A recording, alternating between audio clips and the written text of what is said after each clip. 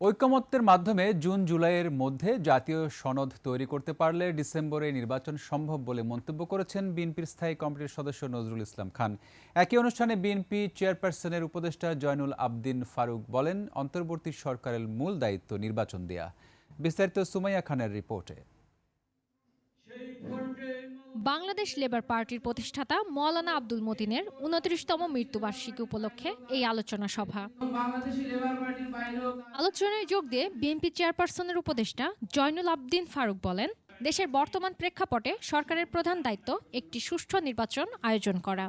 বাংলাদেশের ১৬ বছরের শেখ হাসিনার অত্যাচার, আয়নাঘরে নির্বিচার অত্যাচার, বিএনপির ৫,০০০ উপরে নেতা কর্মীকে নৃশংসভাবে খুন করার ইতিহাস, জুলাই বিপ্লবের হাজার ছাত্রকে পঙ্গু করে দেওয়া, আত্মহত্যা দেওয়া সেই লোকগুলোর কথা স্মরণ করেন, তাহলে আপনার এখন গুরু দায়িত্ব একটি, এদেশের মানুষের কাছে একটি নিরপেক্ষ নির্বাচন উপহার দেওয়া।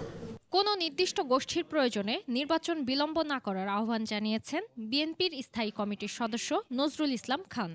আইনের মাধ্যমে, অধ্যাদেশের মাধ্যমে যেটা করা যাবে সেটা এখনই হবে, যেটা সংবিধানের পরিবর্তন প্রয়োজন হবে সেটা আগামী নির্বাচিত সংসদে হবে। কেসারেন শেকড় থেকে শিখরে। এই কাজটা যদি জুন মাসের মধ্যেই সম্ভব হয়, এমনকি যদি জুলাই মাসের মধ্যেও সম্ভব হয়, তাহলে ডিসেম্বরের মধ্যে নির্বাচন করতে বাধাটা কোথায়? রাজনৈতিক অস্থিরতা দূর করে রাষ্ট্রের গতিশীলতা ধরে রাখতে নির্বাচনের কোনো বিকল্প নেই, এমন জোরালো বক্তব্য উঠে আসে এই আলোচনা সভা থেকে। যে আমরা যে দাবি করেছি এটা অত্যন্ত যৌক্তিক। সুমাইয়া খান, ২১ টেলিভিশন, ঢাকা।